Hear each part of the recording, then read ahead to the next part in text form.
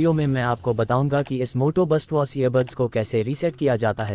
इसलिए यदि आपको कनेक्शन से संबंधित कोई समस्या आती है और यदि आपको इस मोटो बेस्ट वॉश मिन पर कोई पेयरिंग समस्या आती है तो रीसेट प्रक्रिया करने से आपकी समस्या हल हो जाएगी।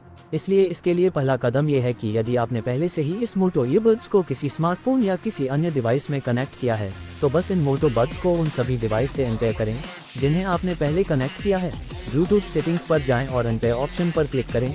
इसलिए अब जब आपने अनपेयर कर लिया है तो बस ब्लूटूथ को भी बंद कर दें क्योंकि यह गूगल पेयर को सपोर्ट करता है, इसलिए ये कनेक्ट होने की कोशिश करता है।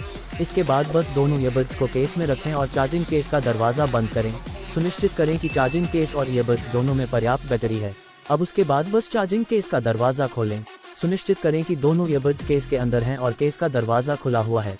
अब इस स्थिति में अब बस इस कुंजी को दबाकर रखें। यहाँ एक कुंजी है इसलिए आपको इस कुंजी को लगातार 12 सेकंड तक दबाकर रखना है और साथ ही इस एलईडी संकेतक को भी देखना है। आपको सफलता का संकेत मिलेगा। इसलिए अब मैं 2 3 4 5 6 7 8 9 1 0 में से एक को दबाकर रखने जा रहा हूँ ताकि आप एक सफेद प्रकाश संकेत देख सकें जो एलईडी संकेतक में 4 बार झपकाता है और उसके बाद नीली रोशनी लगातार झपकाती है। तो अब ये रीसेट पूरा होने का एक सफल संकेत है। अब उसके बाद अपने स्मार्टफोन या पीसी या लैपटॉप में ब्लूटूथ को सक्षम करें। अब इसमें गूगल पे कनेक्शन है, इसलिए यदि आप एंड्रॉइड फोन को कनेक्ट कर रहे हैं तो आपको एक डायलॉग बॉक्स मिलेगा। बस कनेक्ट विकल्प पर क्लिक करें तो अब डिवाइस कनेक्ट हो गया है। बस हो गया पर क्लिक करें तो अब आप मोटो बेस को फिर से अपने डिवाइस से कनेक्ट होते हुए देख सकते हैं और यह एप्लीकेशन मोटो बिट्स एप्लीकेशन के साथ समर्थित है। आपको मोटो बिट्स को इंस्टॉल करना होगा गूगल प्ले स्टोर और आईफोन उपयोगकर्ताओं के लिए कोई ऐप समर्थन नहीं है, इसलिए एक बार यहां जाकर आप डुअल कनेक्शन भी सक्षम कर सकते हैं ताकि आप दूसरे स्मार्टफोन के बीच भी डुअल कनेक्शन कर सकें। इसलिए अब एक बार जब आप ये कर लेते हैं तो अब आप दोनों ईयरबड्स में ऑडियो सुन सकते हैं और यदि आप अभी भी दोनों ईयरबड्स में ऑडियो नहीं सुन पा रहे हैं तो इसका मतलब है कि अब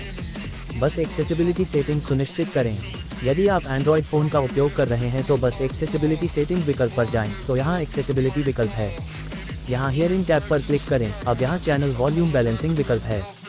सुनिश्चित करें कि यह पॉइंटर केंद्र में है। यदि यह बाईं ओर या दाईं ओर है तो आपको बाएं और दाएं ईयरबड्स के बीच वॉल्यूम असंतुलन का सामना करना पड़ सकता है, इसलिए सुनिश्चित करें कि यह पॉइंटर केंद्र में है। और यदि ये सेटिंग सही है तो इसका मतलब है कि अब आप निश्चित रूप से दोनों ईयरबड्स में ऑडियो को समान वॉल्यूम पर और बिना किसी असंतुलन के सुन सकते हैं और साथ ही यदि कोई पेयरिंग समस्या है तो उसे भी सुलझा लिया जाएगा। इसलिए अब यह प्रक्रिया उन लोगों के लिए है आपके ईयरबड्स में कोई हार्डवेयर क्षति नहीं है या आपने इस ईयरबड्स को कहीं और नहीं गिराया है। इसका मतलब है कि रीसेट प्रक्रिया करके पेयरिंग समस्या या कनेक्टिंग समस्या या केवल एक तरफ सुनने की समस्या जैसी समस्या का समाधान किया जाएगा।